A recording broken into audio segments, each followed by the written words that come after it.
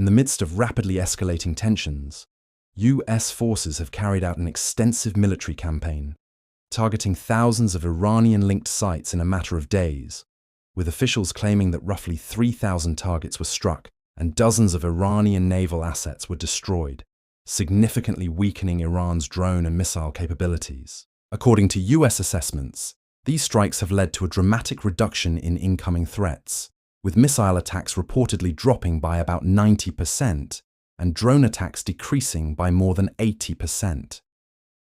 Newly released satellite imagery appears to show the aftermath of these operations, revealing extensive damage to several Iranian military installations, including missile bases and coastal defense facilities that previously played a key role in Iran's regional military posture. The images highlight the stark contrast between the structures before and after the strikes, underscoring the scale of the destruction. Amid this military pressure, former President Donald Trump has taken a firm public stance, declaring that any potential agreement with Iran would only be possible under the condition of unconditional surrender. In his remarks, he suggested that after such a step, the focus could shift toward establishing leadership that would be acceptable to the international community and working with allies and partners to rebuild Iran economically, with the stated goal of helping the country emerge stronger and more stable in the long run. At the same time, the human cost of the conflict has become increasingly evident. Trump, alongside First Lady Melania Trump and several members of the U.S. cabinet, is expected to attend a dignified transfer ceremony honoring American service members who were killed in a recent drone strike in Kuwait. The ceremony will take place at Dover Air Force Base, where the remains of fallen soldiers are traditionally received with military honors. As more details emerge about the victims, their stories are highlighting the personal sacrifices behind the headlines. Army Reserve Captain Cody Corks was widely described by friends and colleagues as someone whose life's calling was to serve his country, with one longtime friend telling reporters that he had always been deeply committed to the values the nation stands for. Fellow soldiers who served under his command described him as a reliable and responsible leader who never placed his troops in unnecessary danger. Another victim, Sergeant First Class Nicole Amore, was only days away from returning home to her husband and 2 children when the deadly attack occurred. Her husband shared that she loved simple family moments, such as gardening and making homemade salsa with her kids. Sergeant Noah Petkins was remembered as a devoted family man and dedicated soldier, and his death has left loved ones in shock, especially as they had just planned to celebrate his 43rd birthday. He leaves behind a wife and a 12-year-old son. Sergeant Declan Cody, who was only 20 years old, had been regularly checking in with his family from Kuwait every hour or two after the launch of Operation Epic Freedom. According to his father, the family grew worried when he suddenly stopped responding to messages, a silence that was later confirmed to be linked to the tragic attack. Other families are still awaiting official confirmation as medical examiners work to identify all those who were killed.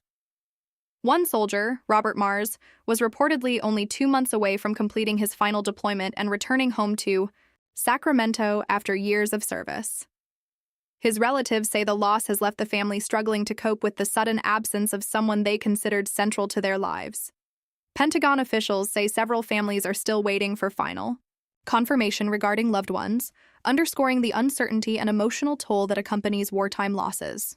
On the broader battlefield, officials say the operation, referred to by some as Operation Epic Fury, continues to expand, with Trump acknowledging that additional casualties may occur because such risks are an unavoidable reality of war.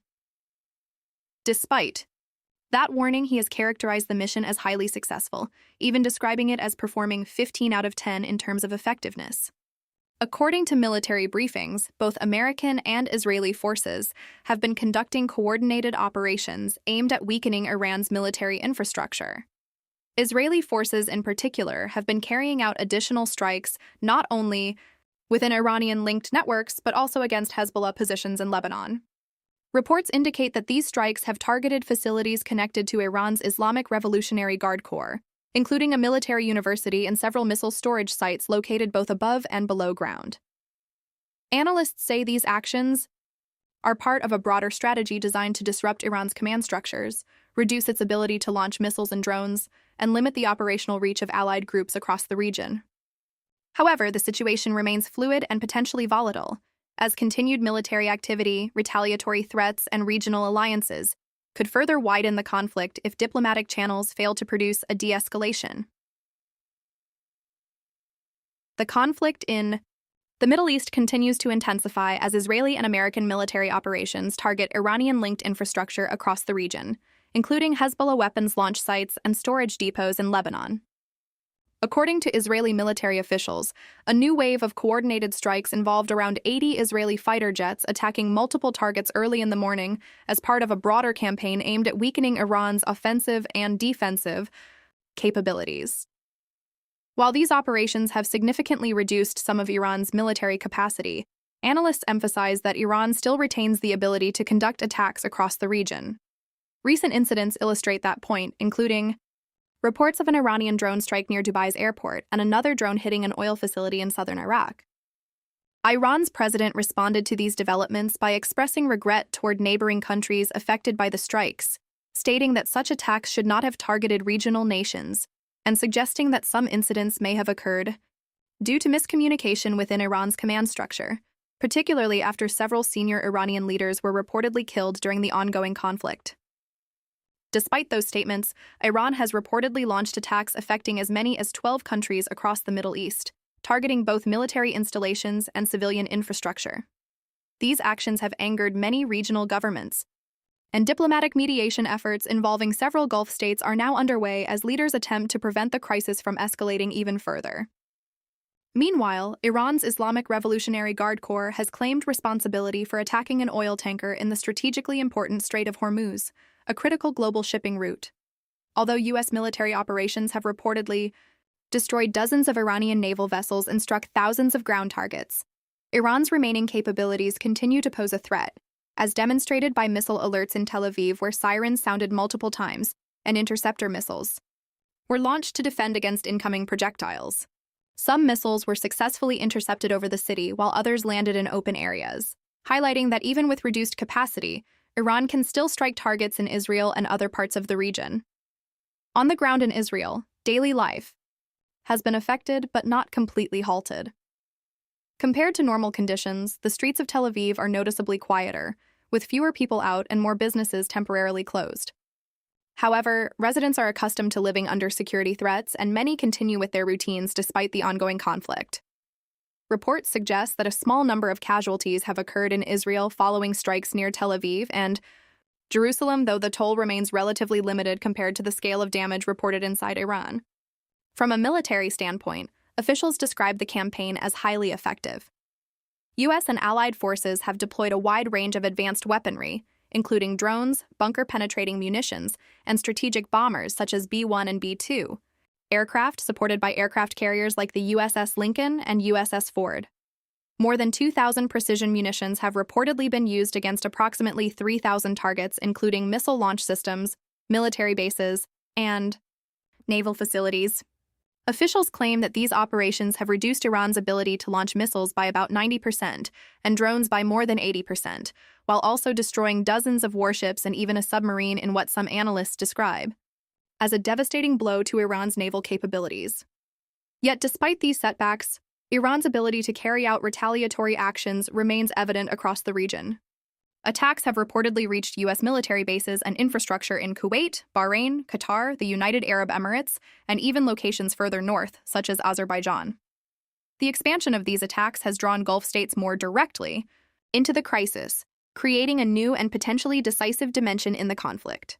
Countries like Bahrain, the UAE, and Saudi Arabia have significant economic and tourism industries at stake, and the possibility of missile strikes or drone attacks on hotels, ports, and civilian areas has heightened fears that the war could spread further. Observers say that when bombs begin falling on major commercial and tourist centers, governments cannot simply remain passive, and this pressure could push more regional actors toward active involvement. At the same time, political analysts point out a complicated strategic dilemma. If the United States and its allies demand complete surrender from Iran, questions remain about who would actually negotiate or agree to such terms if Iran's leadership structure has already been heavily disrupted by targeted strikes. Iran's system was designed with overlapping chains of command, so that operations could continue even if senior leaders were eliminated, meaning attacks could still be launched even in a temporary leadership vacuum. This uncertainty makes the future trajectory of the conflict difficult to predict. Some observers believe Iran's strategy in striking Gulf states may have been intended to pressure those governments into forcing the United States to scale back its military campaign. But the opposite effect may be occurring as anger among regional leaders grows. With Gulf nations now directly affected by attacks and their economic stability threatened, their response could reshape the conflict's next phase, turning what began as a confrontation between a few countries into a broader regional struggle with global economic and security implications.